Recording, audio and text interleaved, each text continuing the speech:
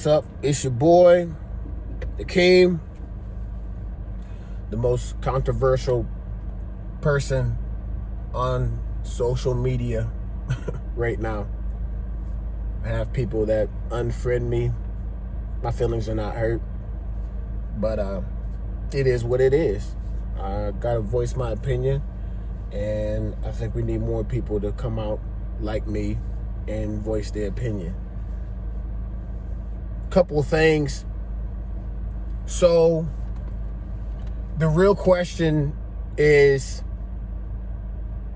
does Black lives really matter?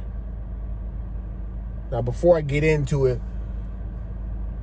after the George Floyd's death, anarchy, lawlessness, and craziness has been happening. And my fellow black folks was hurt over his death. No one deserves a knee on their neck screaming out for their life. But things that I've noticed is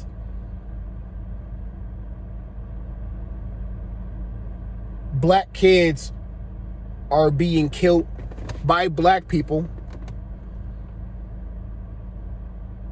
Black cops are being killed by black people. And black folks are being killed by black people. So, does Black lives really matter? Is the real question. Is it only when a cop kills a black life that we're talking about? Or are we talking about black folks killing black folks? Because, to be frank, I'm sick of it. And I'm pissed off about it. Because there's little kids that's getting shot up, but no one wants to talk about it. Again, anarchy and lawlessness is taking place. Rioting, looting, burning down buildings. And this stuff is still going on. Like, how can we move forward is the real question. And it's as if when George Floyd's death happened, black people are expecting white people to bow down on their knees. And I'm seeing videos of white people kissing black people's boots and shoes or whatnot. You bow down to no man. I don't give a damn what race they are. The only person I'm going to bow down is Jesus Christ, Yahshua. George Floyd's death has took place. And again, it's as if we are expecting handouts.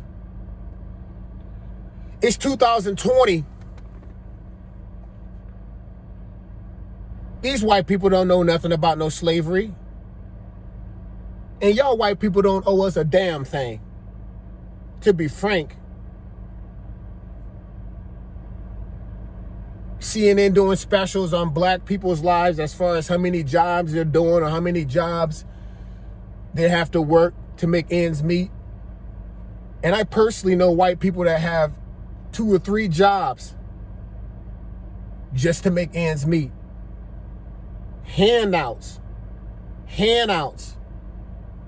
You know, I'm reverting right back to me being a former national champion.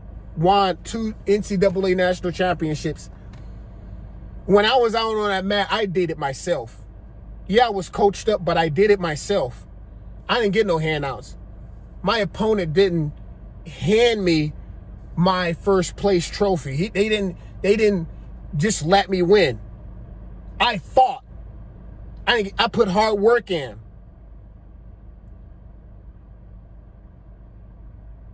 The greatest weapon is to divide and conquer. And I can see it. I can see it. This division is happening in this country.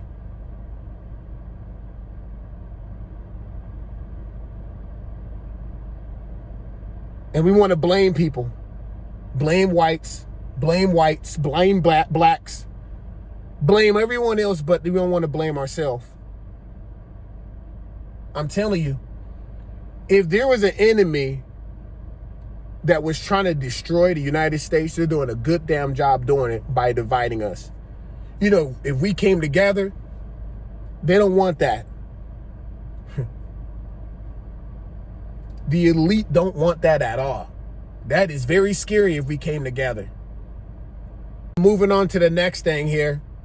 I was thinking about this 5-year-old boy riding his bicycle, playing,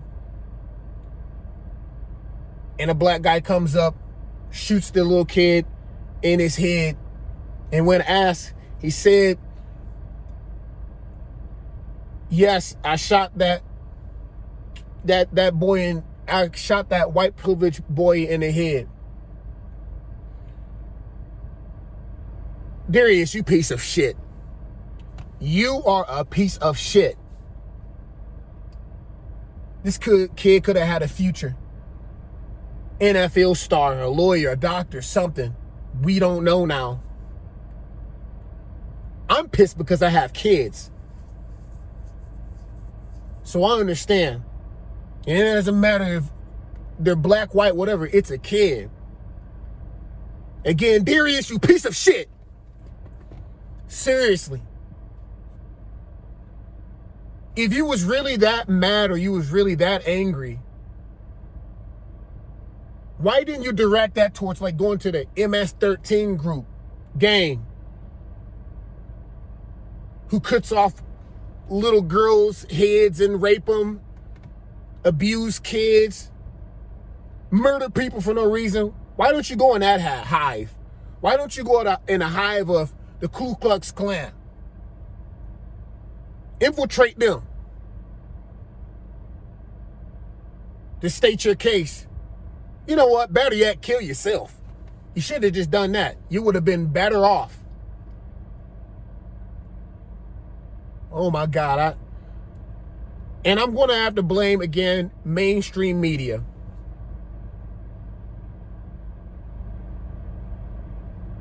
They make it seem like they are on your side, but they're really not. They start off their presentation is great. They start off great, but then all of a sudden they flip it. They flip it on you, and next thing you know, all white people are bad. Black people are struggling.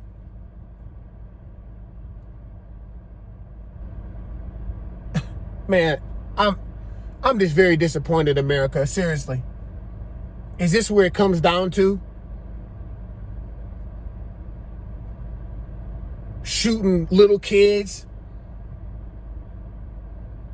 A black guy walking down the street with his daughter and he gets popped right in front of his daughter. A guy that's supporting Donald Trump